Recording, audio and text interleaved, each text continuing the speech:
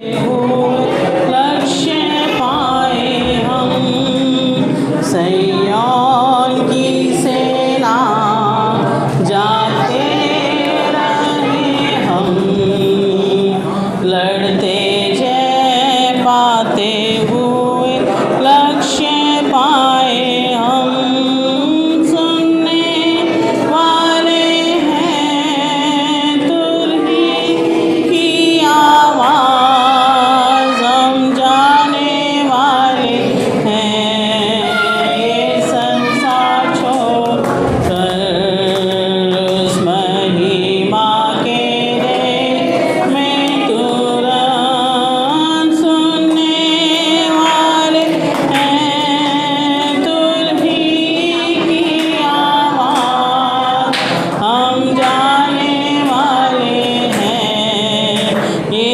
संसार छोड़कर उस महिमा के देश में तुरंत आत्मिक हथियार को पहने रहे हम दुष्ट शैतान से लड़कर जय पाने को आत्मिक हथियार को पहने रहे हम दुष्ट शैतान से लड़कर जय पाने को सुनने वाले हैं तुरही की आवाज़ हम जाने वाले हैं ये संसार छोड़कर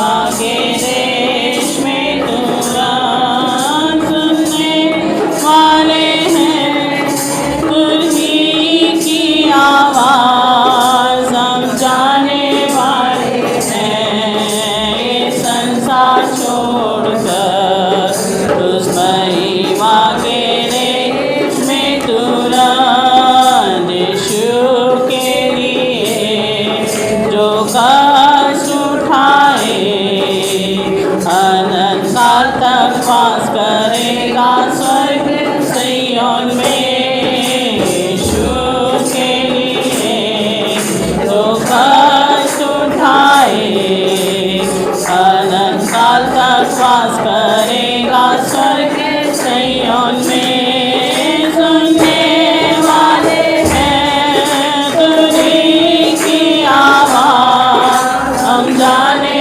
वाले हैं ये संसार छोड़कर उस महिमा के देश में तुरंत सुनने वाले हैं तुरही की आवाज़ हम जाने वाले हैं ये संसार छोड़कर उस महिमा के देश में तुरंत आशा मेरी बढ़ती जाती है उधर जाकर मेरे प्रिय का चेहरा देखने को आशा मेरी बढ़ती जाती है उधर जाकर मेरे प्रिय का चेहरा देखने को सुनने वाले हैं तुरही की आवाज़ हम जाने वाले हैं ये संसार छोड़कर उस महिमा के देश में तुरंत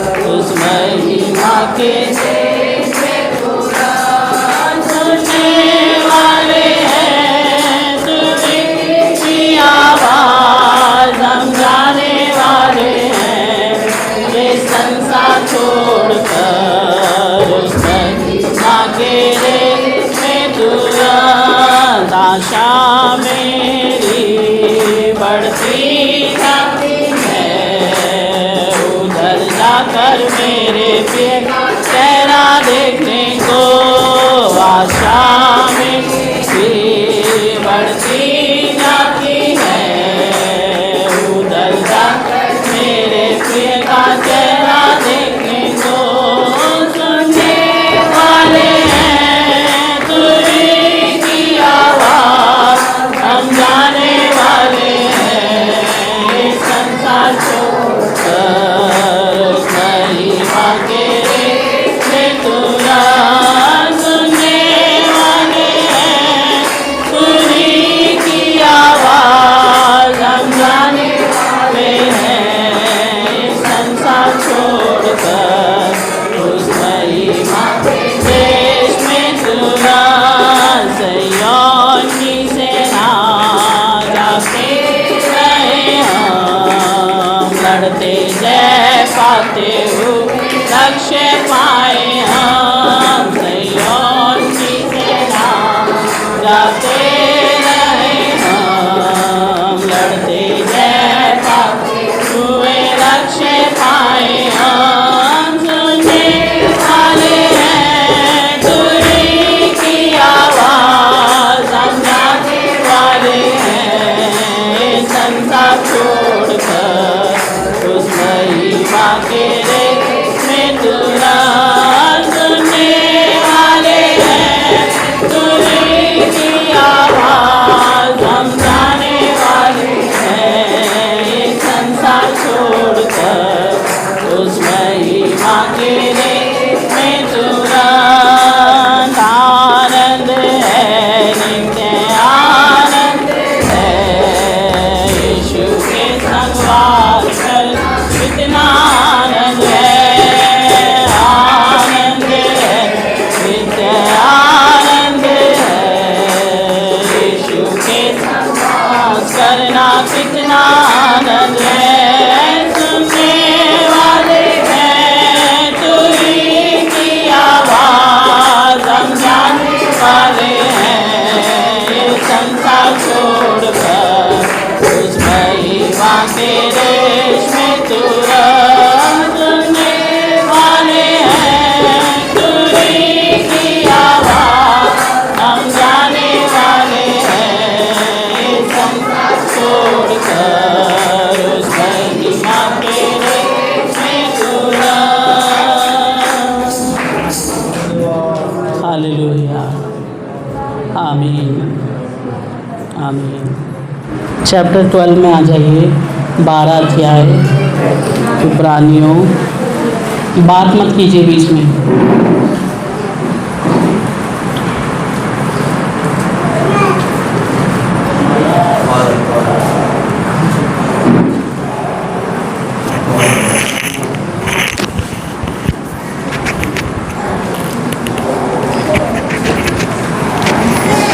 इब्रानियों 12 अध्याय 14 पढ़िए, उसका 14 वचन 14। सबसे मेल मिलाप रखो और उस पवित्रता के खोजी हो जिसके बिना कोई प्रभु को कदापि ना देखेगा। आमीन। हाँ जी, क्या बोल रहा है प्रभु का वचन? सबसे मेल मिलाप रखने और उस पवित्रता के खोजी हो जिसके बिना कोई प्रभु को कदापि ना देखेगा। हम बात कर रहे थे कि हमारी चिंता हमारे भीतर वाले मनुष्य से, या आम भाषा में कहें कि हमारे आत्मिक जीवन से बढ़कर बाहरी जीवन या बाहरी मनुष्यत्व की ओर ज़्यादा रहती है। हमारी चिंता, हमारा ध्यान, हमारा सोच विचार, अभी तक ये बात करते आ रहे थे हम लोग। हाँ, लेकिन देखो आगे उससे बढ़कर प्रभु क्या बोल रहा है। पहले तो कहता है कि पवित्र बनो क्योंकि तुम्हारा बुलाने वाला पवित्र है। फिर कहता है कि सारे चाल चलन में पवित्र बनो। फिर दूसरी बात क्या, कितना पवित्र बनो, जैसा वो पवित्र है ऐसा पवित्र बनो। आगे बोलता है प्रभु का वचन पवित्र सिर्फ पवित्र बनो कहने भर से नहीं, बोलता है पवित्रताई के क्या बन जाओ, खोजी बन जाओ। पवित्रताई के खोजी यानी ढूंढने वाले, है ना, किसी चीज़ को ढूंढने वाले। आप ऐसा भी समझ सकते हैं, जब आप प्रभु को नहीं जानते थे तो ढूंढते थे ना सच्चे परमेश्वर को, ऐसा भी समझ सकते हैं। और शारीरिक चीज़ों से भी समझ सकते हैं, लेकिन सबसे बढ़कर हमारा मन या हमारा दिल जिसे खोजता था, जिसे ढूंढता था, वो कौन था?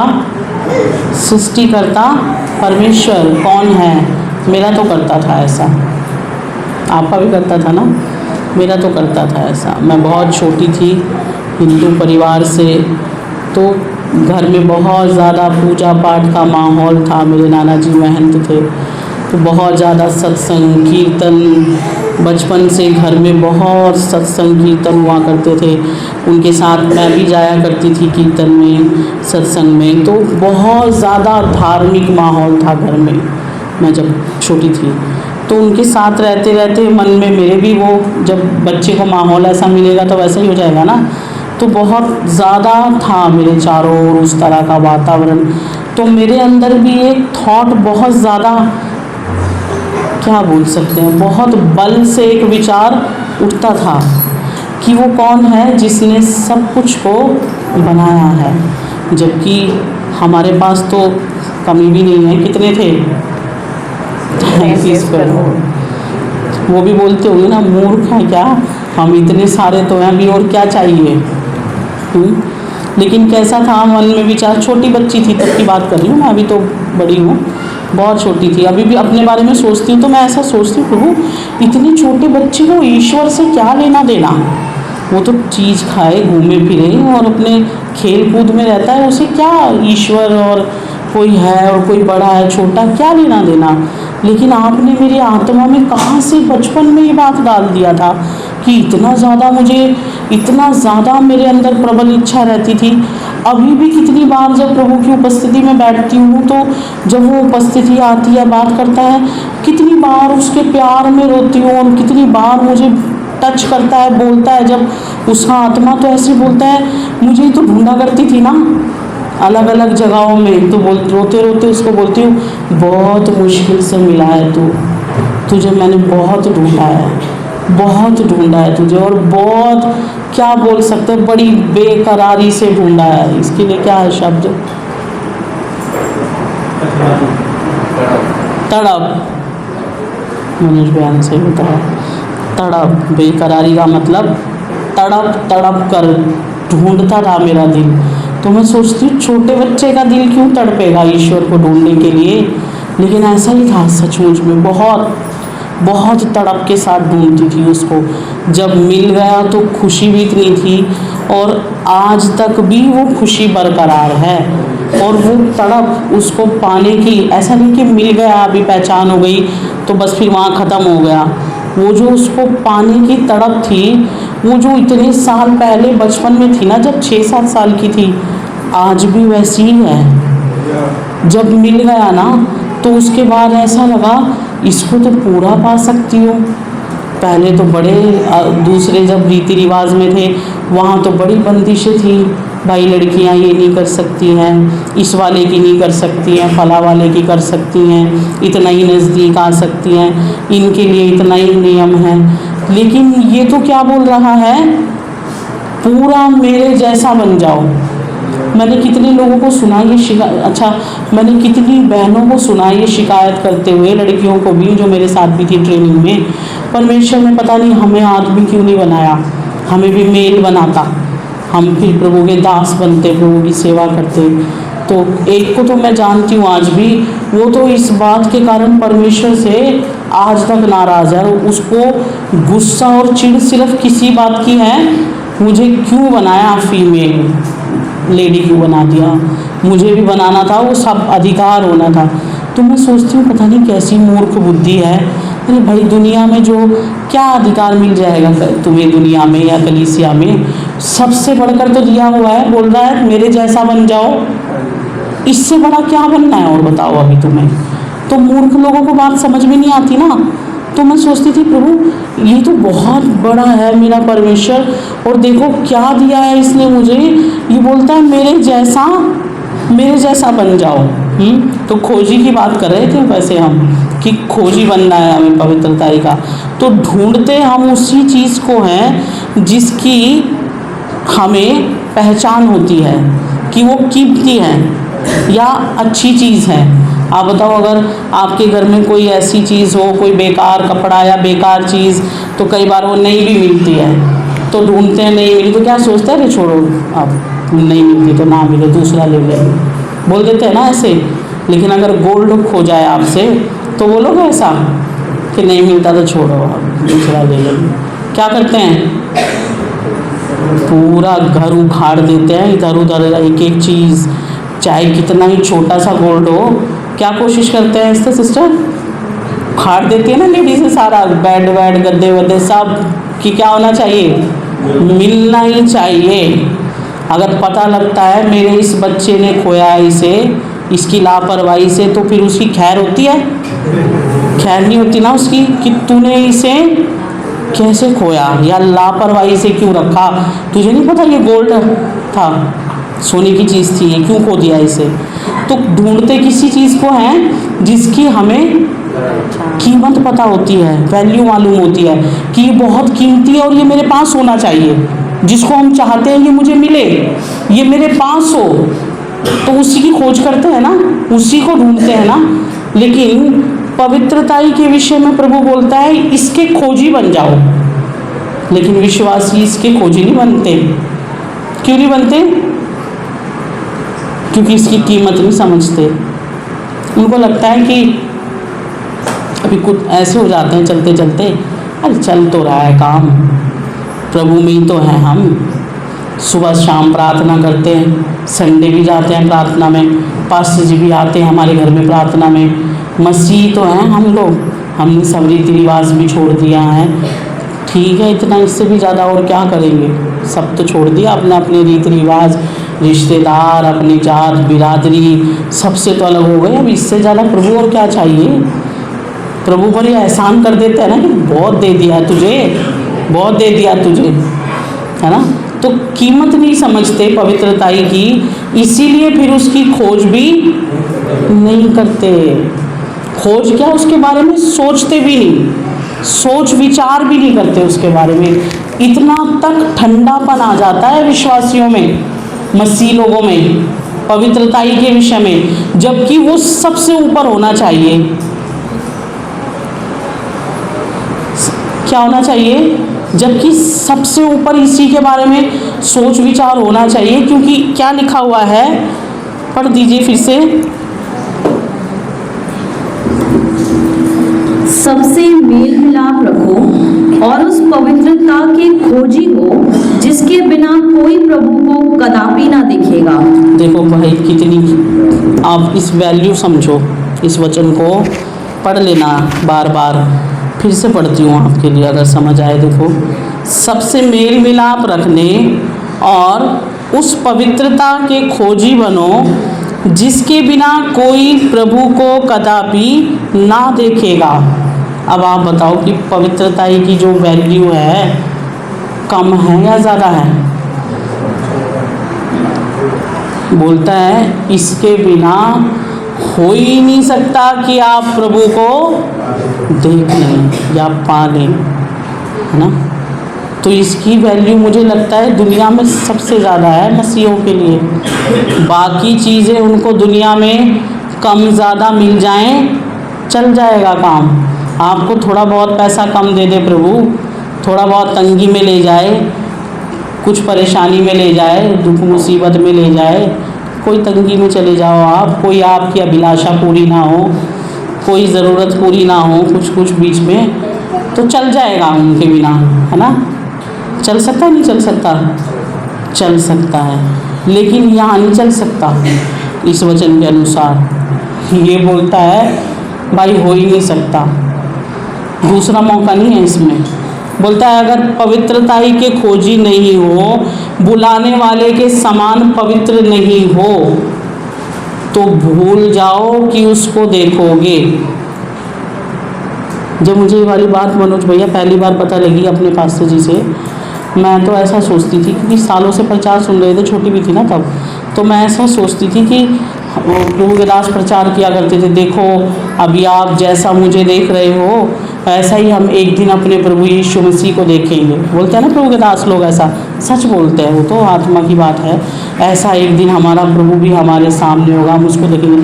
तो सुनते सुनते सुनते सुनते वो थॉट दिमाग में पक्का हो गया था। ये वाली बात पता नहीं थी तब तक ना, तो वो पक्का हो गया था कि हाँ भाई हम सब एक दिन प्रभु के पास पहुँचेंगे और हम सब प्रभु को देखेंगे। लेकिन एक दिन बात में उनसे कुछ बात समझते समझते ये वाली बात सामने आ गई कि प्रभु को नहीं देख पाएंगे।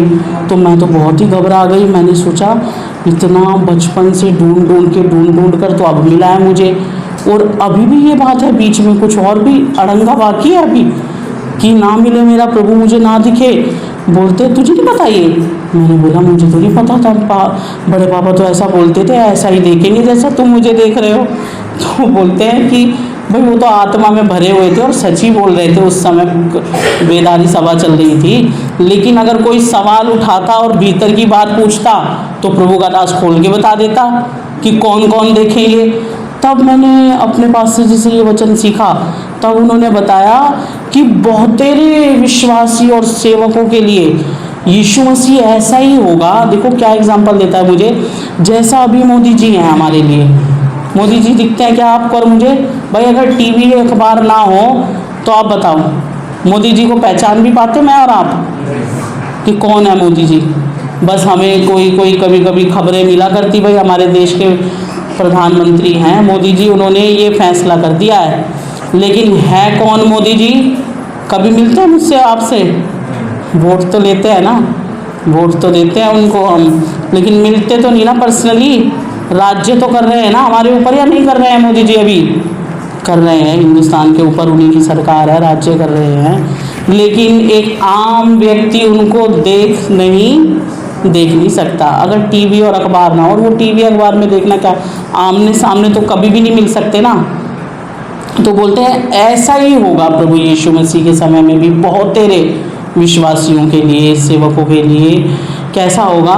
सिर्फ सुनेंगे कि यीशु मसीह राज्य कर रहा है नया पृथ्वी नया आकाश में, लेकिन कभी यीशु मसीह को देख नहीं पाएंगे वो, कभी नहीं। मैंने बोला तो वो कैसा जीवन होगा? बोलते हैं ऐसा समझ लो जैसे अभी रहते हो, बस प्रार्थना तो करते हो आंख बंद करके कि यीशु मसीह ऊपर है आसमानों में, और अपने दिल में चलते हो यीशु के पीछे। बोलते हो ऐसे ही चलेंगे वहाँ भी फिर ऐसे लोग।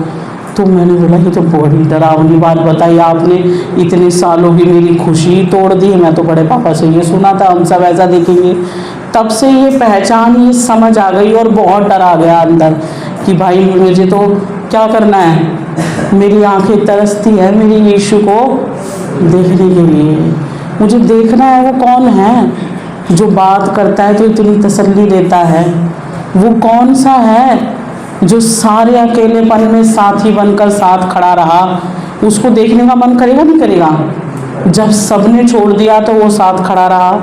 वो कैसा दिखता है मेरा यीशु मसीह, जिसने मुझे अंधेरे में से छुड़ाकर अपने नज़दीक ले आया। उसका चेहरा कैसा होगा? बहुत तड़पता है इन बातों के लिए मन ना। तो बहुत डर आ गया मुझे तो कि अगर मैं अपने प्रभु को नहीं देख पाई और फिर तो हमेशा हमेशा के लिए मौका ख़त्म। अभी तक तो मौका है जब तक कलीसिया नहीं उठाया जा रहा है सिद्ध होने का हम लोगों के पास, लेकिन उसके बाद फिर हमारे लिए कोई दूसरा मौका नहीं आएगा। फिर तो हमेशा तक वैसे ही जीना पड़ेगा ना जैसा हम यहाँ से तैयार होकर जाएंगे। इसीलिए दानियल में भी क्या कहता है प्रभु का दास, उस दिन बहुतेरे किस बात के लिए जी उठेंगे? हमेशा तक की शर्मिंदगी के लिए। जी तो वो भी उठेंगे, लेकिन उठाएंगे क्या? हमेशा तक शर्मिंदगी उठाएंगे। तो अभी जब मेरे और आपके पास मौका है, क्यों शर्मिंदगी के लिए जी उठे हम? किस बात के लिए क्यों ना जी उठें? दिलेरी के साथ अपने यीशु के सामने, सिंहासन के सामने खड़े होकर बोले, प्रभु आपने मुझे चुना था, आपने मुझे एक काम दिया था, मैं वो पूरा करके आपके सामने आ गया हूँ। मुझे तो बहुत मन होता है ऐसा कि जब बहुत संतों का झुंड खड़ा होगा प्रभु के सामने, उसके सिंहासन के सामने, तो कभी मेरा भी नाम बुलाया जाए, मैं भी भीड़ से पीछे से निकल कर आऊँ और अपने यीशु के सामने आकर दिलेरी से खड़े रह जाऊँ।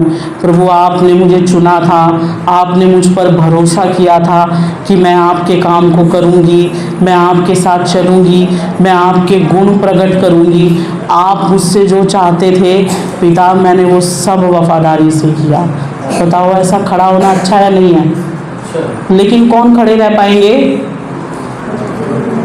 जो पवित्रताई के खोजी होंगे। खोजी होने का मतलब ढूंढ लेंगे इस पवित्रताई को, पा लेंगे इस पवित्रताई को। मैं फिर बोलती हूँ, पवित्रताई छोटी बात नहीं है, इसकी कीमत भारी चुकानी पड़ेगी। अगर इसके विषय में मैं और आप कैसे रहे? लापरवाह रहे, बेपरवाह, ध्यान नहीं दिया इस बात के ऊपर, तो इसकी कीमत कैसी चुकानी पड़ेगी? बहुत भारी। कदापि अपने प्रभु यीशु मसीह को नहीं देखने पाएंगे, और बहुत तेरे तो उठाए भी नहीं जाएंगे। यीशु को देखने की तो मैं बहुत ऊंची बात बता रही हूँ, उठाए भी नहीं जाएंगे, बहुत तेरे तो ऐसे होंगे। इसलिए क्या बनना? प्रभु ढूंढ ढूंढ कर अपने अंदर से, मेरे अंदर, मेरे चाल चलन में कहाँ कहाँ आपके वचन के अनुसार पवित्रताई की कमी रह गई है। इसको कहते हैं खोजी बनना, खोजना अपने भीतर। मेरे अंदर कहाँ कहाँ आपके वचन के अनुसार पवित्रताई की कमी है। प्रभु क्या मेरे विचार आपके सामने पवित्र नहीं? दाऊद तो क्या बोलता है? मेरा ध्यान करना तुझे ग्रहण योग्य हो, ऐसा ही बोलता है ना, ग्रहण योग्य हो। मैं जो सोच विचार भी करता हूँ, तो प्रभु क्या मेरे विचार आपके सामने सही हैं? प्रभु मेरा उठना बैठना, चलना फिरना, मेरा चाल चलन, मेरे जीवन की हर एक बात में कहाँ कहाँ पर मैंने पवित्रताई को मैला कर दिया है, कहाँ कहाँ पर मैं अशुद्ध हो गया हूँ, अशुद्ध हो गई हूँ। इसको कहते हैं खोजना पवित्रताई को, ढूंढ ढूंढ कर निकालना। कहाँ मेरे अंदर आपको छोड़कर कुछ और पाने की इच्छा आ गई? प्रभु कहाँ मैं अपने समर्पण से गिर गया?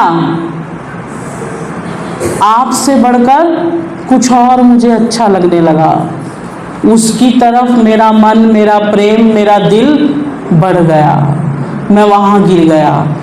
जब ऐसा ढूंढ ढूंढ कर निकालेंगे अपने जीवन में से, मिलेगा नहीं? आप बताओ, या नहीं मिलेगा? देखो, जब आप ऐसा गंभीर होकर पवित्र आत्मा के सामने बैठोगे, ऐसा हो सकता है पवित्र आत्मा ना बताए? अंकल जी ऐसा हो सकता है? नहीं हो सकता ना? ज़रूर बताए। अभी तक तो नहीं हुआ, मेरे साथ तो नहीं हुआ इतने सालों में, 19 साल हो गए प्रभु में आए हुए, कभी नहीं हुआ ऐसा। पवित्र आत्मा इतना सच्चा, इतना वफादार है, जो बात हमें पता भी नहीं होती वो भी वो हमारे सामने प्रकट कर देता है। इसलिए प्रभु का वचन बोलता है, ऐसा ही पवित्र बनो जैसा तुम्हारा बुलाने वाला पवित्र है। देखो बोलता है, जो मेरे निकट आए निश्चय वो ये जान ले कि मैं पवित्र हूँ, है ना? बोलता है, अगर मेरे नज़दीक आना चाहते हो, मेरे पास आना चाहते हो, तो पहले ये जान लो कि मैं पवित्र हूँ। तो इसका मतलब अगर हमें उसके नज़दीक जाना है तो भी पवित्रता ही चाहिए ना। कितने विश्वासी ऐसा बोलते हैं मुझे कि दीदी हमें ना प्रभु की उपस्थिति नहीं मिलती। कई लोग बोलते हैं कि पवित्र आत्मा नहीं मिला हमें। क्यों नहीं मिलता? हमें क्यों नहीं मिलता? अब इस क्यों का जवाब आप बताओ, मेरे पास है या उनके पास है? तो उन्हीं के पास ना। अभी क्या बोलूँ उनके मुँह पर? वचन से तो सिखाते ही आ रहे हैं ना, प्रभु के दास ने भी इतना सिखा दिया, अभी तो मैंने भी इतना सिखा दिया। तो ढूंढना चाहिए ना इस पवित्रताई को कि कहाँ पर है मेरे भीतर कमी। मुझे बुलाने वाला जितना पवित्र है वो मुझे बोलता है मेरे निकट आने से पहले, मेरे करीब आने से पहले जान लो मैं कितना पवित्र हूँ। जैसा आप ऐसा समझो कि एक साफ सुथरा रहने वाला बंदा है, मान लो साफ सफाई पसंद करता है, साफ सुथरा, चलो पास्टर जी की बात बताती हूँ, अपने पास्टर जी चंद्रपाल जी, उनको तो देखा था ना, तो साफ सफाई से रहते थे, बहुत ज़्यादा अच्छे से मेंटेन करके अपने आप को।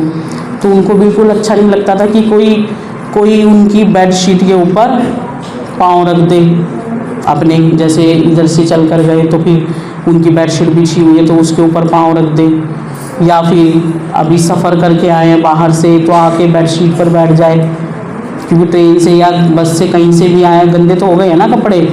तो इस तरह की बातें गंदगी की उनको अच्छी नहीं लगती थी। तो भाई जब उनके पास मिलने जुलने वाले जो उनके साथ में टच में रहेंगे उनको भी ध्यान रखना पड़ेगा, नहीं रखेगा पड़ेगा इन बातों का। भाई पास्टर जी को ना गंदगी अच्छी नहीं लगती। देखो इस बात के कारण ना कई लोग उनसे नाराज़ भी हो जाते थे, लेकिन कभी झुकते नहीं थे, वो इन बातों में समझौता नहीं करते थे, क्योंकि यीशु मसीह ने कहाँ पर ऐसे कहा है कि तुम गंदे संदे रहो तो मैं तुमसे प्रसन्न रहूँगा। लोगों ने इस बात को ऐसा बना दिया, प्रभु तो ना अंदर का रूप देखता है हमारा, बाहर का थोड़ी देखता है। तो आप बताओ प्रभु ने नहाने धोने साफ सुथरा रहने के लिए मना कर दिया है क्या हमें? ऐसे अपने आप का बचाव करते हैं। मैंने बहुत देखा ये पास्टर जी के साथ रहते हुए भी, अपने साथ भी देखा, ऐसा बचाव करते हैं। मतलब उनको गंदा रहना अच्छा लगता है ना, तो कोई अगर उनको उनकी गंदगी के बारे में बताए कि भाई हम तुम्हें ऐसा अच्छा लगता है लेकिन हमें नहीं लगता ऐसा अच्छा, हमें नहीं है इस तरह से रहने की आदत, तो उनको वो क्या वचन बताते हैं? प्रभु तो अंदर का मन देखता है। देखो दाऊद को क्या बोला था उसको, नबी जो गया था दाऊद का अभिषेक करने, तो बाहर का रूप देखता है लेकिन यहोवा की दृष्टि मन पर लगी रहती। फिर ऐसा वाला वचन याद दिलाते हैं, वो पास्टर को भी वचन सिखाते हैं ऐसा। तो बात ये हो रही, लेकिन बाद में ना लोग सुधरते गए, क्योंकि समझ गए कि भाई इनको ये बातें पसंद नहीं आती, ये चीज़ें इनको अच्छी नहीं लगती, इनको साफ़ सफाई से रहना अच्छा लगता है। तो आप देखो एक मनुष्य अगर अपनी साफ़ सफाई के विषय में इतना ध्यान रख सकता है, तो जो परमेश्वर बोल रहा है हमें कि अगर मेरे निकट आओ तो जान लो कि मैं पवित्र हूँ, जिसके विषय में लिखा है स्वर्ग भी उसकी दृष्टि में निर्मल नहीं ठहरता, वरन चंद्रमा में भी दाग है। पढ़ते नहीं आप लोग? चंद्रमा में भी दाग है, ऐसा लिखा ना उसके विषय में।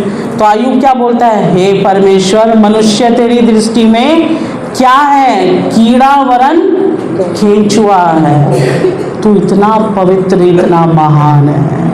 तो जब मनुष्य अपनी साफ सफाई पवित्रता का इतना ध्यान रख सकता है, तो वो महिमा से भरा हुआ परमेश्वर के विषय में हम लोग क्यों इतने ढीले पड़ जाते हैं कि वो हमें ऐसे ही ले लेगा। देखो भाई, अन्य जाति जब हम थे पाप की गंदगी में, तब तो ठीक है, यीशु मसीह पापियों के लिए आया और हम जिस भी हालत में थे उसने हमें चुन लिया और हमें धोकर लहू से शुद्ध करके अपने पास बुला लिया। तो शुद्ध करके ही बुलाया था ना, या गंदा बंदा ही रख लिया था अपने पास? धोया था अपने बहुमूल्य लहू से, पवित्र करके हमें अपने पास बुलाया था, ताकि क्या बने? हम और पवित्र बनते जाए। ये तो नहीं बोला था ना कि अब कोई बात नहीं, अब तुम जैसे मर्जी करते रहना, मैंने तो धो दिया था एक बार।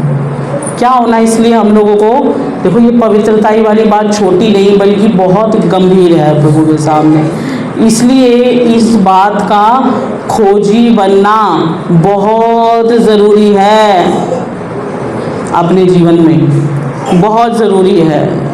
प्रभु मैं कहाँ से मेरे पवित्रताई का स्तर गिर गया आपके सामने, कहाँ मेरे विचारों में मैं मैला हो गया, प्रभु कहाँ मेरी मर्जी और आपकी मर्जी में टकराव आ गया, कहाँ मैं आपकी उपस्थिति से दूर हो गया, किस कारण?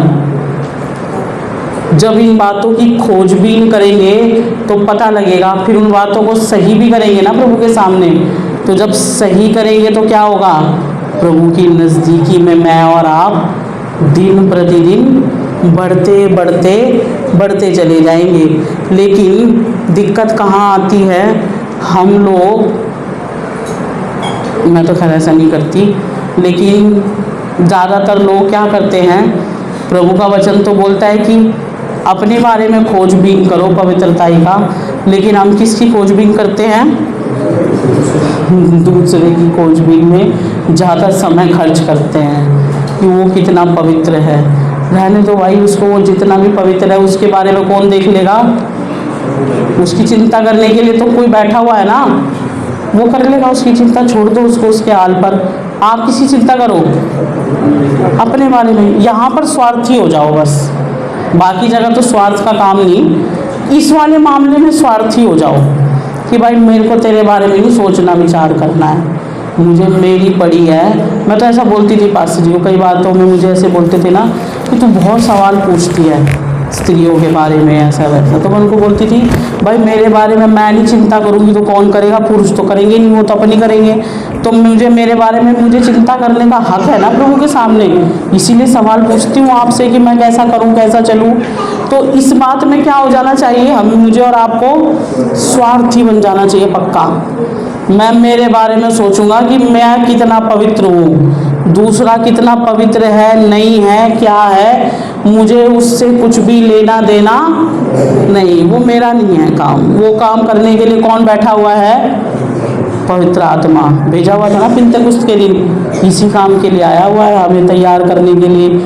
आप उसकी जॉब क्यों छीनना चाहते हो, आप बताओ, करने दो ना उसको उसका काम, वो आपसे ज़्यादा सक्षम है इस काम को करने के लिए। बताओ, लिखा है ना पाप और धर्म के विषय में निरुत्तर कर देगा, कायल करेगा ना पाप के विषय में, तो वो कर लेगा।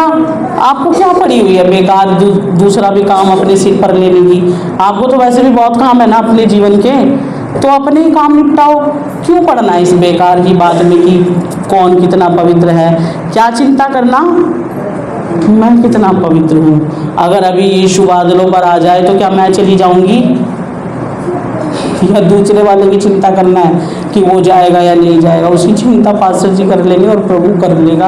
आप किसकी चिंता करो, अपनी चिंता करो कि मैं कितना पवित्र हूँ और पवित्रताई के खोजी हो जाओ। शैतान इस तरह की चिंताएं डालता है दिमाग में बहुत ज़्यादा, वो ये चाहता है कि ये अपने विषय में ना सोचे, ये दूसरे के विषय में सोचे।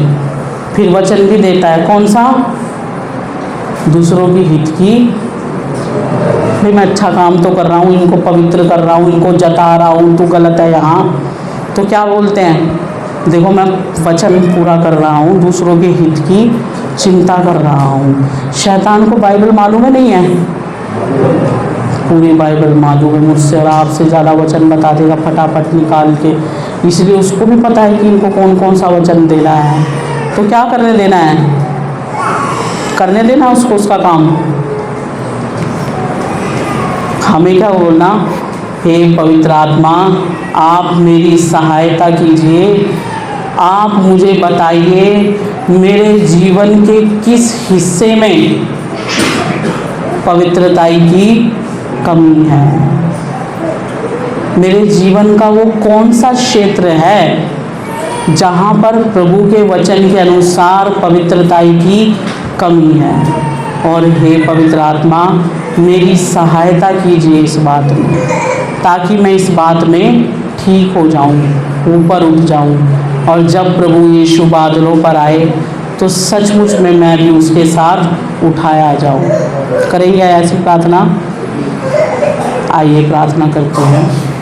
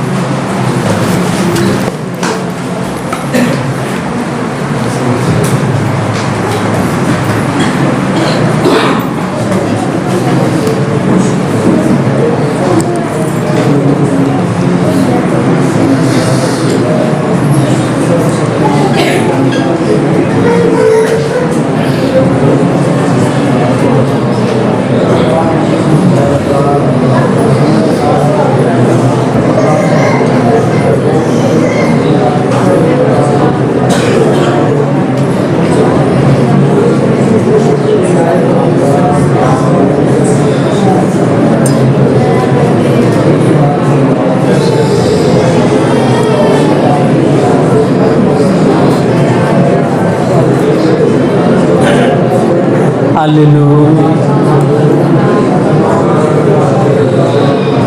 इतना वचन सुना आपने।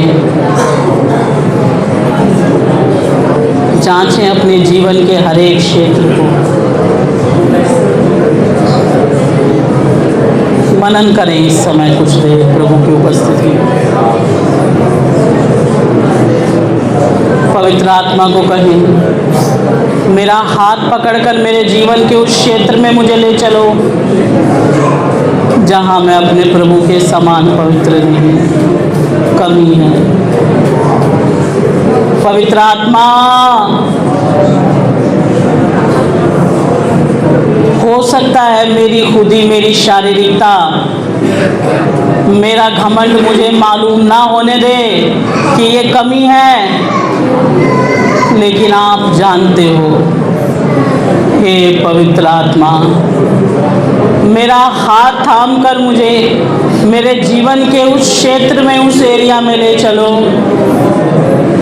जहाँ पवित्रता की कमी है। प्रार्थना कीजिए, जांचिए अपने जीवन को।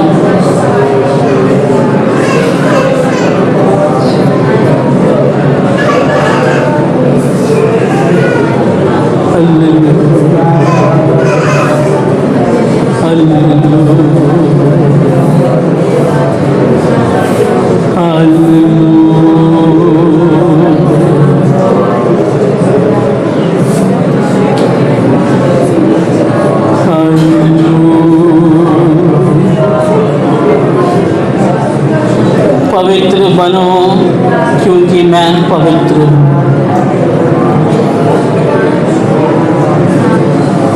जो मेरे निकट आए निश्चय वो ये जान ले कि मैं पवित्र हूँ।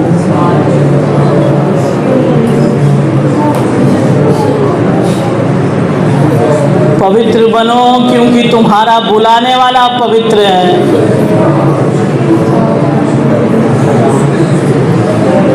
तुम्हें चुन कर ले आने वाला पवित्र है।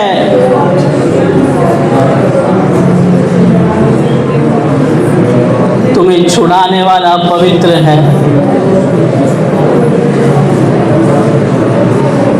आज तक बचा के रखने वाला तुम्हारा प्रभु पवित्र है, इसलिए पवित्र बनो।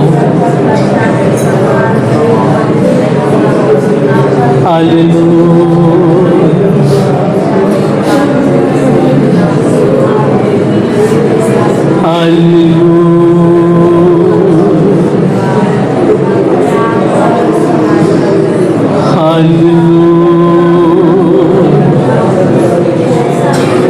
धन्यवाद प्रभु यीशु मसीह, एक और ऐसा मौका दे दिया कि मैं अपने आप को जांच लूं।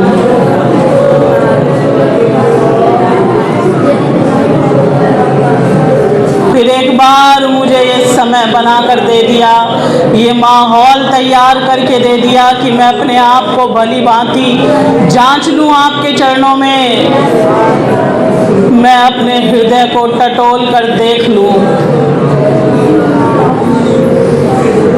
मेरे मन के विचारों को जांच लूं, मैं अपनी चिंताओं को जांच लूं। हे परमेश्वर, मुझे जांच और परख।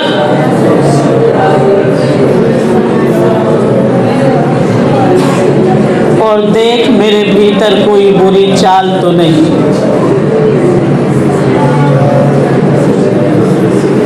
Hallelujah, hallelujah.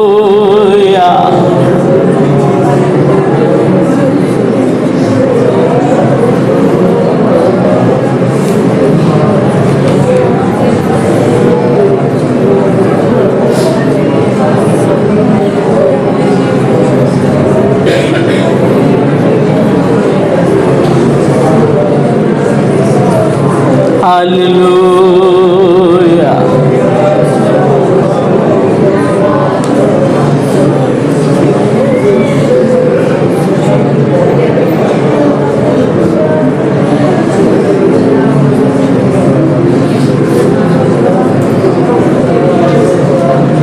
एक गीत गाते हुए हम अपने दिलों को जांचेंगे, प्रार्थना करेंगे। 148 नंबर, मेरे दिल में नया गाना मुझे यीशु देता है।